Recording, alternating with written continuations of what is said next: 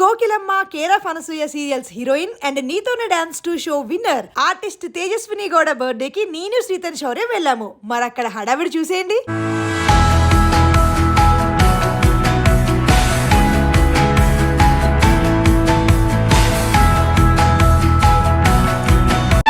ఎవరురా నువ్వు?